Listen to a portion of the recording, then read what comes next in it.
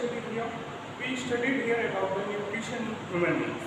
Means completely about the digestive system of the human, in which we studied how we get energy from the food, how the food get digested and from where, and from the whole digestive system, which part absorbs the energy from the digested food, and how these energy are used for repairing of cells, repairing of old cells, formation of new tissues and new cells, how this energy is useful for us.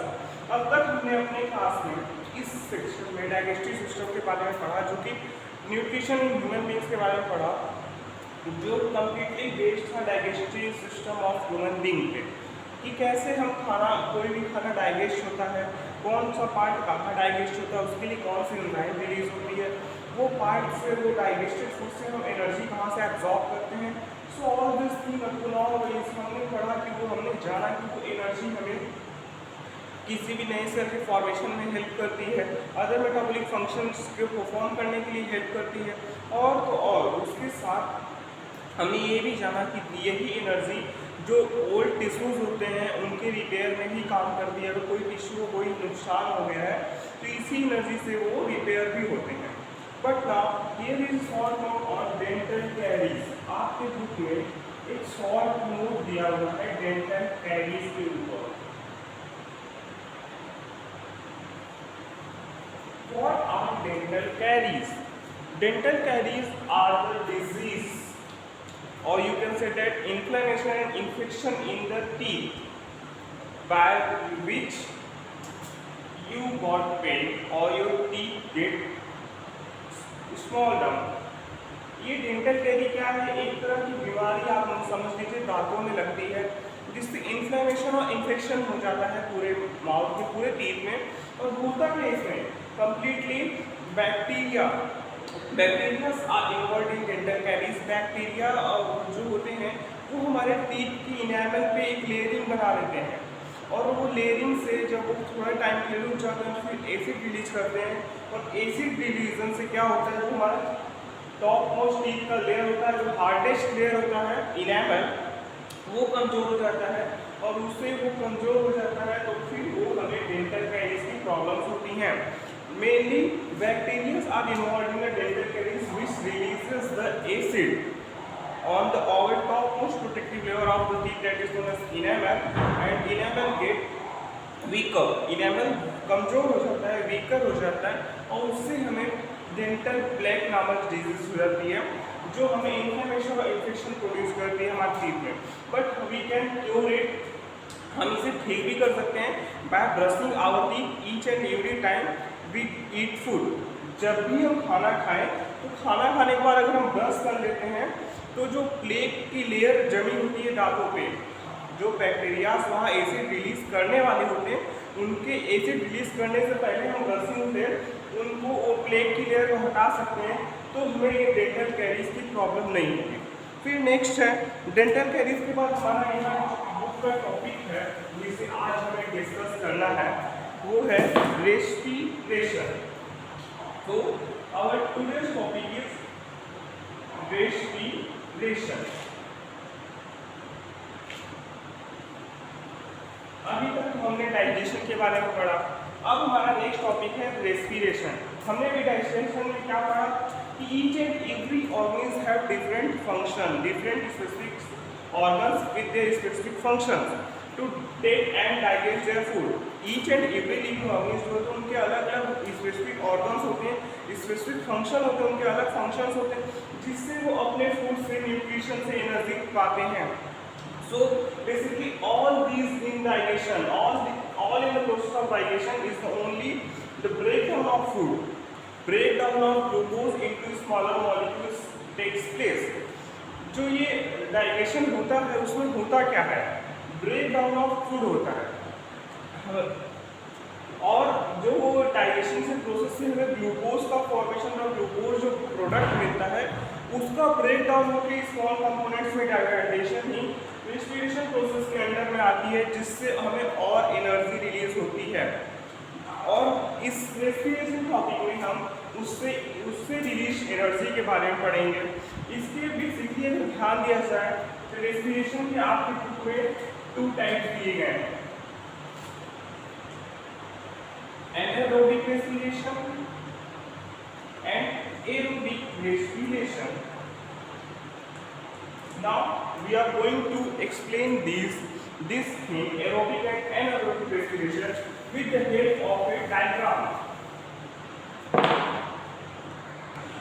As we all discussed here about the aerobic and anaerobic respiration with the help of this diagram. This diagram is the breakdown of glucose by various pathways. This diagram tells us about the breakdown of glucose by various pathways and what are the products by which we get from it. If we talk about this glucose molecule, it is the main product of our process digestion. ये जो glucose molecule है ये हमारे digestion process का main product है, जो कि 6 carbon molecules होता है। Glucose is made up of 6 carbon molecules, that is C6H12O6। इसमें 6 कार्बन मॉलिक्यूल्स है ना ग्लूकोज में, C6H12O6। इन साइटोप्लाज्म में प्रोसेस होती है और वो क्या करता है, ग्लूकोज का ब्रेकडाउन होता है पाइरुवेट मॉलिक्यूल में, जो कि 3 कार्बन मॉलिक्यूल होता है, प्लस इसके साथ कुछ एनर्जी भी रिलीज होती है। तो ग्लूकोज जो 6 कार्बन मॉलिक्यूल है C6H12O6 ग्लूकोज, वो साइटोप्लाज्म में ब्रेकडाउन होता है 3 कार्बन मॉलिक्यूल में, जिसे हम पाइरुवेट के नाम से जानते हैं, और उसके साथ कुछ एनर्जी भी रिलीज होती है। बट ये पाइरुवेट जो होता है फॉर्म होता है after the breakdown of glucose, ये also breakdown in 3 ways. In 3 pathways ये पाइरुवेट भी ब्रेकडाउन करता है, जिससे हमें कुछ और अमाउंट ऑफ एनर्जी रिलीज होती है, और वो यहाँ दिया गया है। अगर pyruvate in absence of oxygen breakdown करता है, अगर pyruvate in absence of oxygen breakdown करता है, for example initiate bye the process of fermentation, अगर पाइरुवेट का ब्रेकडाउन ऑक्सीजन के एब्सेंस में होता है, विदाउट ऑक्सीजन होता है, फॉर एग्जांपल इसमें जो ईस्ट का फर्मेंटेशन होता है, तो उससे हमें ethanol plus carbon dioxide plus energy मिलती है। इसका जो प्रोडक्ट मिलता है उसका मेन प्रोडक्ट है इथेनॉल, जो कि 2 कार्बन मॉलिक्यूल होता है, plus carbon dioxide plus energy हमें यहाँ मिलती है। बट अगर यही pyruvate molecule in lack of oxygen, मतलब ऑब्सेंस ऑफ ऑक्सीजन में फिर से ब्रेक करता है मसल सेल्स में जब ये ब्रेक करता है, तब ये लैक्टिक एसिड प्लस एनर्जी का फॉर्मेशन करता है। Lactic acid same compound, same carbon molecule है, 3 कार्बन मॉलिक्यूल लैक्टिक एसिड में प्रेजेंट है, और पाइरुवेट में भी 3 कार्बन मॉलिक्यूल सी प्रेजेंट हैं। So when pyruvate breaks down in lack of oxygen in muscle cells, जब ये प्रोसेस मसल सेल्स में होती है तो हमें लैक्टिक एसिड प्लस एनर्जी मिलती है, जो लैक्टिक एसिड 3 कार्बन मॉलिक्यूल होता है। और वहीं अगर ये प्रेजेंस ऑफ ऑक्सीजन में हो, अगर पाइरुवेट को break down presence of oxygen में हो, तो जैसा कि माइटोकॉन्ड्रिया में होता है, जो कि मेन फंक्शन है जिससे हमें एनर्जी मिलती है, तो ये क्या देता है हमें CO2 plus H2O plus energy. जब पाइरुवेट ब्रेक डाउन करता है इन प्रेजेंस ऑफ ऑक्सीजन के प्रेजेंस में जब पाइरुवेट का ब्रेक डाउन होता है माइटोकॉन्ड्रिया के अंदर, तो ये हमें carbon dioxide plus water plus energy भी रिलीज करता है, और यही एनर्जी रिलीज करता है, इसीलिए हम mitochondria is also known as the power house of the cell. Mitochondria में ही मेन एनर्जी का फॉर्मेशन होता है, इसीलिए माइटोकॉन्ड्रिया को हम power house of the cells कहते हैं।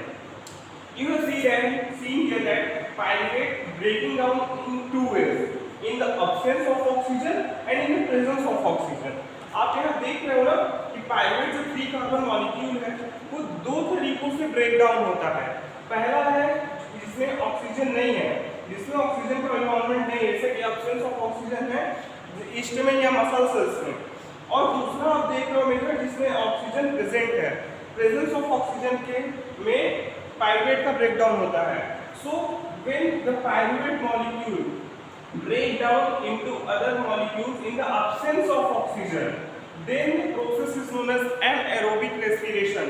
ये जो दोनों प्रोसेसेस हैं in yeast by the fermentation and in muscle cells, तो फॉर्मेशन ऑफ एनर्जी जो होती है ये एनएरोबिक रेस्पिरेशन कहलाती है, क्योंकि इसमें ऑक्सीजन अब्सेंट है, ऑक्सीजन नहीं प्रेजेंट होता, यहाँ ऑक्सीजन की विदाउट ही इसका ब्रेकडाउन होता है। But in case of mitochondria ये यहाँ ब्रेकडाउन पायरुवेट का प्रेजेंस ऑफ ऑक्सीजन में होता है और इसमें एनर्जी रिलीज होती है, इसीलिए हम इस प्रोसेस को एरोबिक रेस्पिरेशन के नाम से जानते हैं।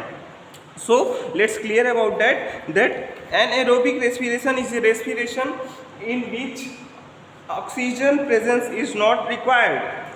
anaerobic respiration वो respiration है जिसमें ऑक्सीजन का प्रेजेंस रिक्वायर्ड नहीं होता है, but in case of aerobic respiration presence of oxygen is required to produce the energy. Energy जो प्रोड्यूस होती है एरोबिक रेस्पिरेशन में, इसके लिए ऑक्सीजन का होना बहुत ही जरूरी है। And this all process is known as cellular respiration because it is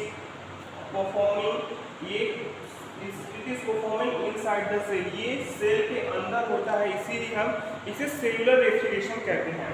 But one thing that the energy produced by the cellular respiration get converted into ATP। ATP means adenosine triphosphate। जो energy इससे release होती है, ये जो energy in तीनों process में release होती है वो कन्वर्ट हो जाती है एटीपी में। एटीपी मींस एडेनोसिन ट्राइफॉस्फेट, जो कि work as a fuel for other activities. ATP क्या वर्क करता है? एटीपी वर्क करता है एज ए फ्यूल, ईंधन का काम करता है हमारे दूसरे एक्टिविटीज को परफॉर्म करने के लिए।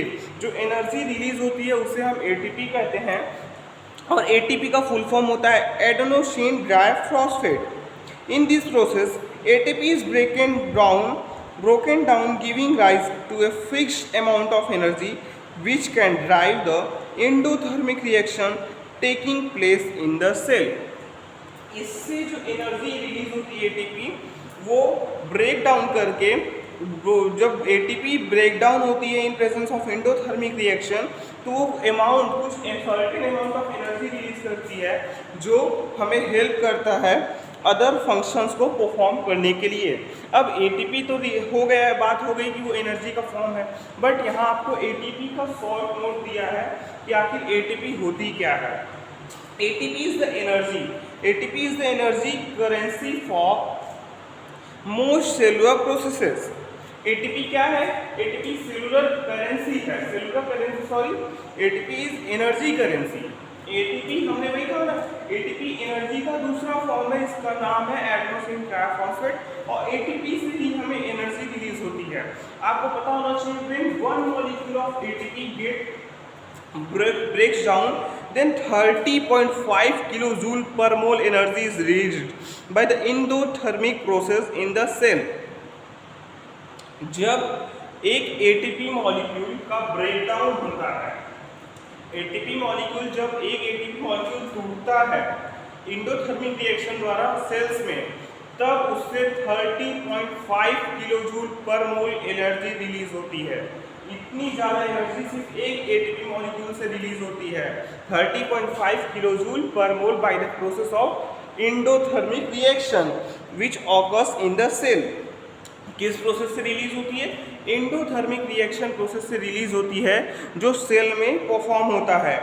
एटीपी को हम दूसरे फॉर्म में भी बना सकते हैं, ATP molecule from ADP and inorganic phosphate.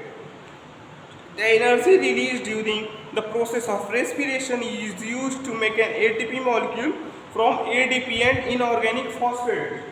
जो ATP molecule रिलीज होता है वो कैसे बनता है? वो बनता है ADP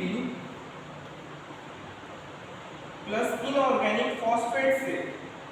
ADP means adenosine diphosphate, ATP means adenosine diphosphate. जब एक और फॉस्फेट इनऑर्गेनिक फॉस्फेट इसके साथ मिल जाता है तो सेलुलर रेस्पिरेशन में तो वो एटीपी का फॉर्मेशन करता है, जिसे हम कहते हैं एडेनोसिन ट्राइफॉस्फेट, जो कि मेन सोर्स ऑफ एनर्जी होता है। So that's all for today. In today's class we have discussed about the dental caries, which is a shortcut and also a shortcut on the ATP. But along with this we have started our topic respiration and we have talked about it some more। हमने आज दो shorts के बारे में जाना। पहला था dental caries कि डेंटल कैरीज कैसे हो जाता है, उसका रीज़न क्या है, उससे हम क्योर कैसे कर सकते हैं, प्रिवेंशन कैसा होता है, और दूसरा एटीपी के शॉर्ट नोट के बारे में जाना। एटीपी से हमें कितने मॉलिक्यूल्स ऑफ एनर्जी मिलते हैं, कितने किलो जूल एक एटीपी मॉलिक्यूल से एनर्जी मिलता है, कैसे एटीपी फॉर्म होता है, और रेस्पिरेशन में हमने cellular respiration, aerobic and anaerobic respiration के बारे में जाना है। So that's all for today, thank you.